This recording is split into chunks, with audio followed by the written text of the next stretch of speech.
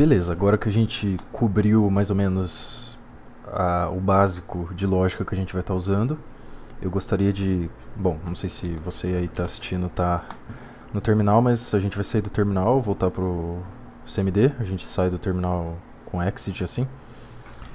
E a gente vai instalar dois pacotes, tá? Você só escreve pip install numpy para instalar numpy. E se não me engano, você pode instalar outros pacotes de uma vez usando vírgula. Então você pode escrever numpy e matplotlib, tá? Esses são os dois pacotes que nós estaremos usando. E aí quando você apertar Enter aí vai instalar. Tá errado essa sintaxe que eu escrevi, então acho que se você copiar aí não vai dar certo, mas a gente vai instalar numpy e vai instalar matplotlib, tá? Depois que você tiver instalado esses pacotes, você consegue chamar esses pacotes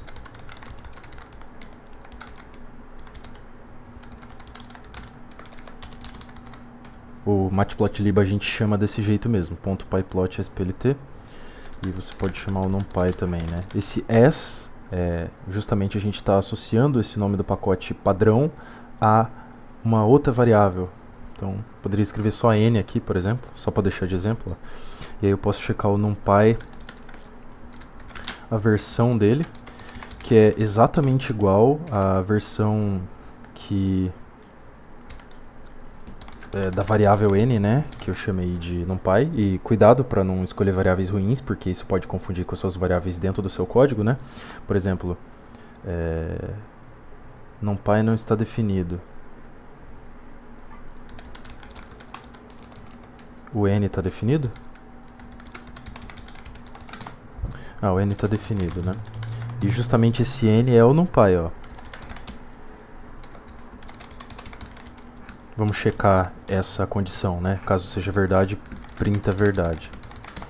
Então, né, isso é verdade. E só toma cuidado, como eu disse, caso você chame a sua variável n de alguma outra coisa dentro do seu código, isso vai confundir o programa. E daí, ó, ele vai parar de reconhecer o método version do pacote numpy, porque ele vai estar considerando essa variável n, que antes estava associada ao pacote numpy, é a variável inteira 1, né?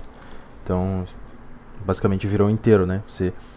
Aquela memória passa a ser ocupada por essa nova variável, e o que tinha antes não tem mais, né? Foi atualizado. E as principais coisas que a gente vai fazer com o numpy são operações vetoriais, né? Um vetor, basicamente, ele é basicamente definido como um ponto A menos um ponto B, tá? Ou um vetor, né? Com aquela flechinha, né? Todo mundo está acostumado em cima. No NumPy a gente pode chamar um vetor direto assim, ó, daí de array, por exemplo. Caso ele esteja com a sua origem na origem do sistema de coordenadas, .000, por exemplo, a gente pode ter um vetor que aponta, por exemplo, na direção Z, por exemplo. E essa seria a linguagem do NumPy para criar esse vetor. Você pode tanto inserir uma tupla aqui dentro quanto uma lista, tá? Tanto faz. Beleza? E o matplotlib a gente vai usar para plotar coisas, tá? Então, o matplotlib ele é um pacote que te permite plotar arrays, né? Então, a gente vai estar criando esses arrays e plotando eles. Justamente os arrays, eles serão coleções de pontos, né? Que vão representar cores de pixel da nossa tela, né? Da tela do matplotlib, né? Então, depois de instalar esses pacotes, tá? O que a gente vai fazer é sair do terminal, né? Finalmente, e passar a usar o nosso Sublime, né? Então, aqui no nosso projeto a gente já tem a pasta do projeto chamado tutorial. Então, a gente vai passar agora a usar o nosso projeto, né? Se eu não me engano, eu já tinha um arquivo chamado tutorial. Então eu vou voltar a ele, abrindo aqui, tá? E aí eu vou importar os nossos pacotes, tá? Você pode tanto fazer as duas importações separadas em uma linha, ou aqui dentro do Python separar os pacotes que você está chamando por vírgula, tá?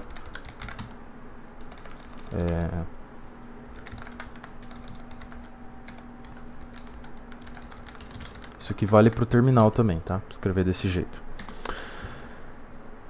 Então, beleza. Depois de chamar esses pacotes, vamos fazer uma das coisas mais básicas que a gente consegue fazer com esse pacote em termos de gerar uma imagem da forma como eu falei, né? A partir de um mapeamento de pixels. Você pode pensar nos pixels da sua tela. Agora eu não estou desenhando um array do Python, mas estou desenhando uma matriz, tá? Então aqui eu estarei desenhando uma matriz. Você pode imaginar que a sua tela seja esse quadrado aqui que eu estou desenhando, tá bom?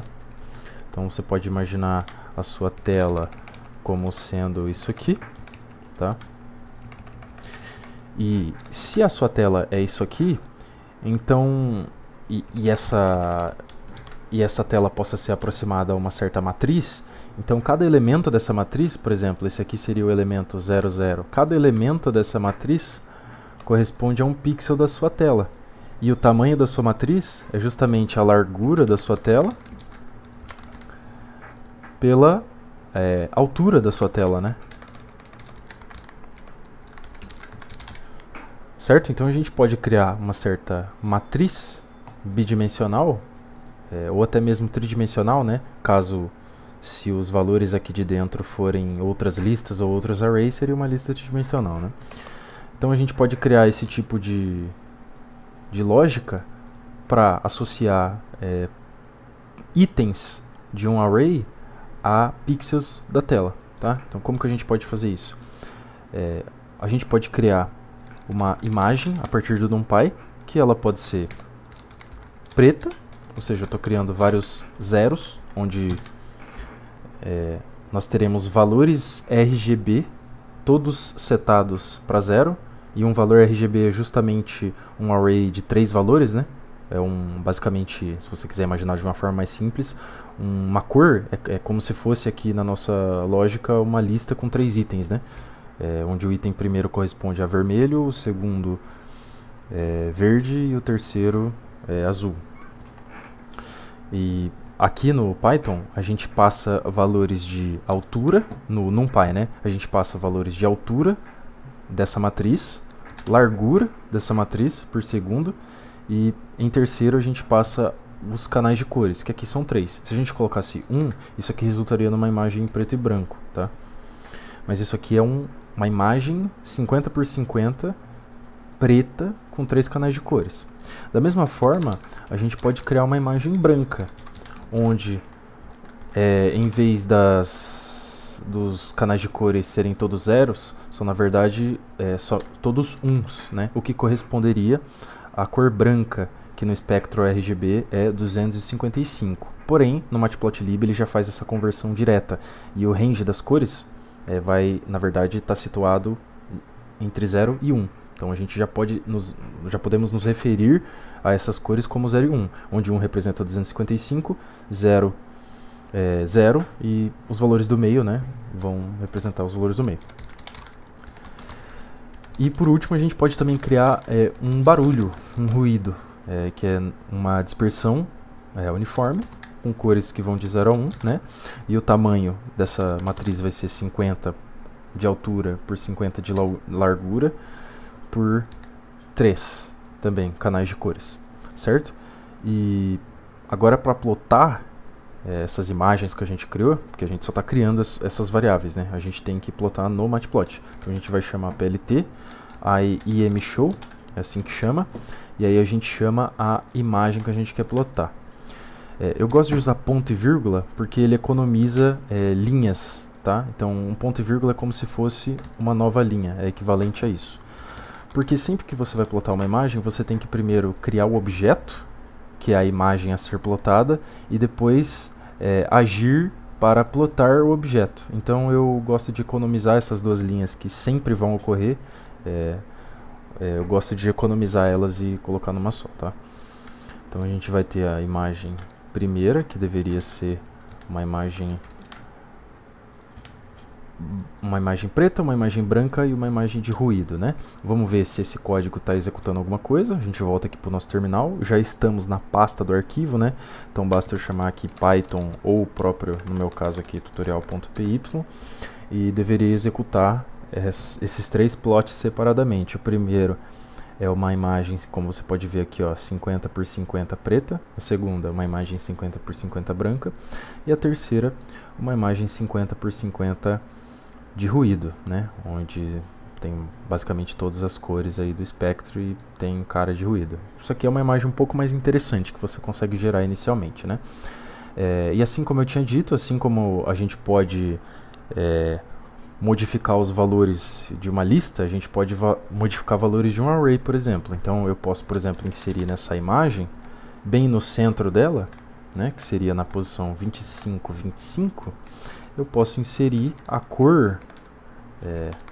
Então aí aqui eu já vou chamar de array, tá? Que eu vou inserir aqui. Eu vou inserir a cor, por exemplo, vermelha, certo? Então eu estou modificando, eu vou até printar para a gente checar, ó. Eu estou modificando na imagem 1, que é a imagem preta, o valor desse pixel. Então quando eu selecionar o item de altura 25 e largura 25, eu vou estar no meio da minha matriz. E printar esse item é basicamente printar qual cor RGB que está aqui, que a gente espera que seja, né? Esperamos que seja preto, né? Que é basicamente um array 000, né? E esse array 000 vai ser modificado então para um array 101 e a gente vai checar se a gente realmente modificou esse array, né? Então a gente vai printar de novo aquela variável que foi setada e ver se essa posição realmente foi modificada. E a gente espera que sim, né? Então a gente espera que o array final seja, em vez de 000, seja 100. Vamos verificar isso aqui executando o nosso código. Então ele vai plotar de novo a imagem preta, a imagem branca, a imagem de ruído, e aí vai checar, né? Então eu tinha o valor 000 e depois eu tinha o valor 1.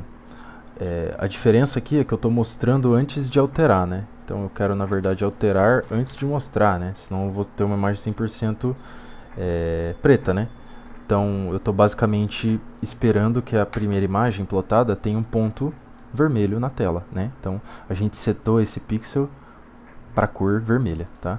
As outras eu não modifiquei, então não vai ter modificação, certo? Essa é a lógica principal para a gente gerar uma imagem, né? E associar pontos dessa tela, né, a pixels, e a gente pode modificar esses valores e depois a gente plota para ver, né, que tipo de imagem a gente produziu. Com esse tipo de raciocínio, eu gostaria de apresentar para você um Ray Tracer, que seria basicamente um algoritmo que constrói imagens tridimensionais, né? Então a gente vai criar um espaço tridimensional, né, com objetos tridimensionais inseridos nesse espaço, e para cada pixel da tela a gente vai expandir um certo raio de luz, um certo vetor, e procurar se esse vetor atinge algum objeto da cena ao longo de sua direção ou não, certo? Caso atinja algum objeto de cena, o objeto de cena é pintado. Caso não, o fundo é pintado, né? Então a gente vai usar esse tipo de raciocínio para construir um Ray Tracer, beleza?